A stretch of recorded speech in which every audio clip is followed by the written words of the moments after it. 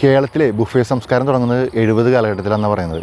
കൊച്ചിയിലെ 5 സ്റ്റാർ ഹോട്ടലൊക്കെ ഉണ്ടല്ലോ, അവിടെയൊക്കെയാണ് തുടങ്ങിയത്. 80 കാലഘട്ടത്തിൽ 90 കാലഘട്ടത്തിലൊക്കെ 3 സ്റ്റാർ ഹോട്ടലിലേക്ക് മാറി. ഞാൻ ആസ്വദിക്കുന്നത് 95-ലാണ്, അതായത് ഒരു 30 വർഷം പുറകിൽ പോകണം. 94, 95, 96 കാലഘട്ടത്തിൽ. അന്ന് ഈ താജിലും ഇൻ്റർനാഷണൽ ഹോട്ടലിലും താജ് മലബാറിലൊക്കെ ഡെക്കറേഷൻ പണിക്ക് പോകുന്ന സമയത്ത് ബുഫേയാണ് അവിടെ.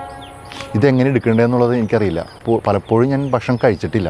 അപ്പോൾ ഇപ്പോഴും ആൾക്കാർക്ക് എങ്ങനെയാണ് ഇത് എടുക്കേണ്ടതെന്നുള്ളത് അറിയില്ല. കല്യാണ വീടുകളിലൊക്കെ പോകുമ്പോൾ പ്ലേറ്റിൽ കുത്തി അരച്ച് ഭക്ഷണം എടുക്കുന്ന രീതിയാണ് എപ്പോഴും ഞാൻ കാണുന്നത്. അങ്ങനെയല്ല അത് എടുക്കേണ്ടത്. അതിനെക്കുറിച്ചൊരു ചെറിയൊരു വീഡിയോ പെട്ടെന്ന് പറഞ്ഞു പോകും. ഓക്കെ, ഒരു വെഡ്ഡിങ് ഫംഗ്ഷൻ ഉണ്ടായിരുന്നു. അപ്പോൾ അവിടെ ബൊഫേ ആയിരുന്നു. അപ്പോൾ അവിടെ കണ്ട കാഴ്ച അവിടെ നിന്നല്ല എവിടെയും കാണും. എല്ലാവരും അല്ല, കുറച്ച് പേര് ആ ടേബിളിലുള്ള എല്ലാ ഫുഡും ആ കൊച്ചു പ്ലേറ്റിൽ വാരിയിട്ട് കഴിക്കും. അങ്ങനെയല്ല അതിൻ്റെ രീതി പറഞ്ഞുതരാം. ഇപ്പോൾ ഇന്നലെ അവിടെ ഉണ്ടായിരുന്നത് chapati, parotta, biryani rice, fried rice, അതുകൂടാതെ chicken curry, veg kurma, beef fry, salad. അപ്പോൾ ഈ ക്യൂ നിൽക്കുമ്പോൾ വെജ് ടീം ഉണ്ടാവും. വെജ് മാത്രം കഴിക്കുന്നവരുണ്ടാവും, നോൺ വെജ് കഴിക്കുന്നവരുണ്ടാവും അല്ലേ.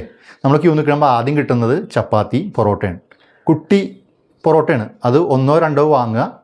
കറി നോൺ വെജ് ആണെങ്കിൽ അത് സെലക്ട് ചെയ്യുക, വെജ് ആണെങ്കിൽ അത് സെലക്ട് ചെയ്യുക. ചിക്കൻ ഉണ്ടായിരുന്നു, കുറുമ ഉണ്ടായിരുന്നു. നമുക്ക് ഏതാണോ അത് സെലക്ട് ചെയ്യുക. രണ്ട് ഭാഗത്ത് വെക്കുക.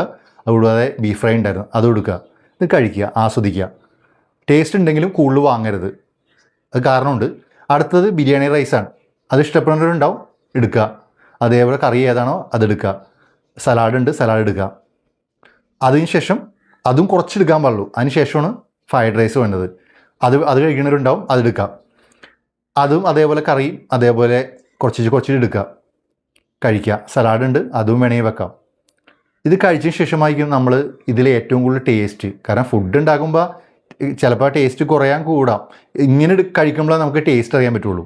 അതിനുശേഷം ഏറ്റവും കൂടുതൽ ടേസ്റ്റ് ഏതാണ് അത് കൂടുതൽ വാങ്ങുക, കഴിക്കുക, ആസ്വദിക്കുക. അതാണ് ഫുഡ് കഴിക്കേണ്ട രീതി എന്ന് പറഞ്ഞാൽ. ബൊഫേ പലർക്കും അറിയില്ല. പലരും ചെയ്യണത് വലിച്ചു വാരി ഇടും പ്ലേറ്റിൽ, എന്നിട്ട് എല്ലാം കൂട്ടിക്കുഴച്ചാണ് കഴിക്കും. അത് നമുക്കത് ടേസ്റ്റോട് കൂടി ഭക്ഷണം കഴിക്കാൻ കഴിയില്ല. ഇപ്പോൾ VIP ഫംഗ്ഷനിൽ പോയാൽ പോലും ഞാൻ കണ്ടിട്ടുണ്ട്. അപ്പോൾ ഇതാണ് അതിൻ്റെ രീതി. അടുത്ത പ്രാവശ്യം പോകുമ്പോൾ അതായത് നിങ്ങൾ എല്ലാം കൂടി കൂട്ടിയിട്ട് കഴിക്കുന്നവരുണ്ടല്ലോ, അവരോടാണ് ഈ പറയാനുള്ളത്. അടുത്ത പ്രാവശ്യം പോകുമ്പോൾ ഇങ്ങനെ ഒന്ന് ട്രൈ ചെയ്ത് നോക്ക്. ഏതായാലും നിങ്ങൾക്ക് ഇഷ്ടപ്പെടും. അപ്പോൾ ഇത് നിങ്ങളായിട്ടൊന്ന് പങ്കുവെക്കാൻ പറ്റിയ അതേ സന്തോഷം. മറ്റു വീഡിയോയുമായി വീണ്ടും വരും. അത് നമസ്കാരം.